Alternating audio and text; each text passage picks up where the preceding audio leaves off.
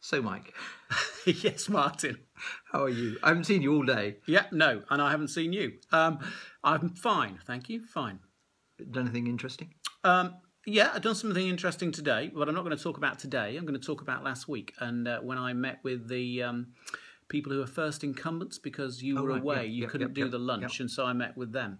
And in particular, almost a throwaway remark from one of the first incumbents there, and we were talking about the busyness of our timetables, and he said that he asked a mentor of his, what do I do with all this busyness?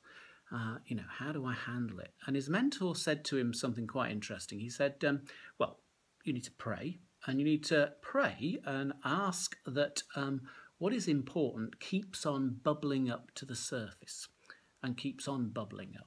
And I thought, that's interesting on two counts. First of all, that it's prayer rather than just trying to assume that we can do it on our own back. But secondly, that actually you're asking for something quite specific, that it keeps on coming back. So that, in our stupidity, very often we don't get it first time. So we need that drip, drip, drip.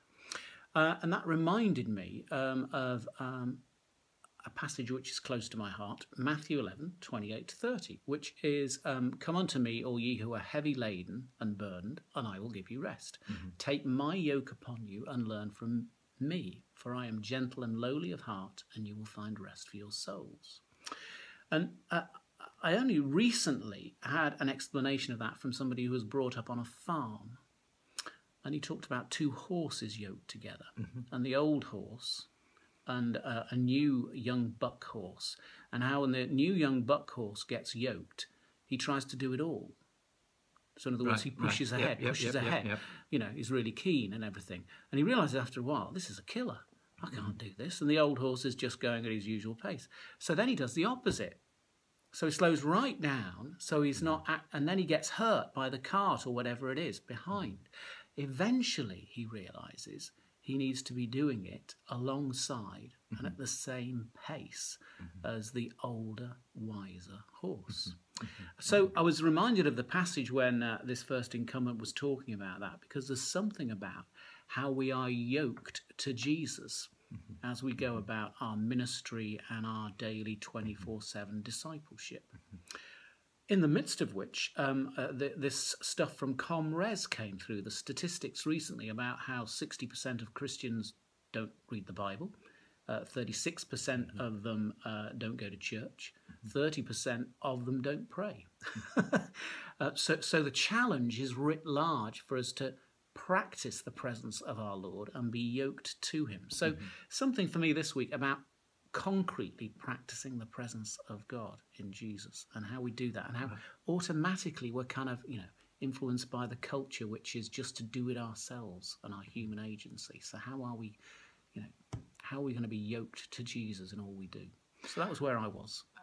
Right. Okay. So what that joins up with what I've been thinking the last few days is something around the fact that we tend to think that it's all about us and it's all about ourselves and our own effort and trying to somehow protect or defend ourselves, justify ourselves. But what you instantly portray there is our need to be aware that we are connected to another. We're connected to Jesus. And my thoughts over the last few days have been triggered by the German election. You can imagine in our household it's quite an important event. Martin's wife is German, in case you don't know. And my children are German, therefore. And the rise of Alternative für Deutschland. Disturbing. Very disturbing, very disturbing. And thinking, well, now what is it? And I said to, having a conversation with Luke, my son, about this and saying, this is the rise of hatred. And he said, Dad, it's not hate, it's fear. It's rooted in fear. Okay, thank you, son, for those wise words. And a sense that that somehow or other, when we're afraid, we want to defend, we want to hold on to, we want to exclude. And of course, it's frightening in the German context because of the history. and the history which goes back way before the Second World War, way before the 1930s. And then reading the Gospel for Sunday, Matthew 21, where Jesus enters the temple, the religious leaders say to him, by what authority are you teaching? And he says, I'll tell you if you tell me by what authority you thought John was teaching. And is that by divine authority or by human authority? And then they sort of debate among themselves. And one of the things they say is, well, if we say it's by human authority, then the crowds will be against us. Jesus then goes on to tell the story about the two sons. Father says, go and do this. One son says no, and then goes and does it. And the other son says yes and doesn't do it. And what I think through all of that, you've got this sense of, are we thinking of others? Are we somehow connected to the well-being and welfare of others through our yoking with Christ? Are we oriented to others? In our love, is it about what we can give others? That's about how we vote. It's about how we respond when somebody asks us to do something.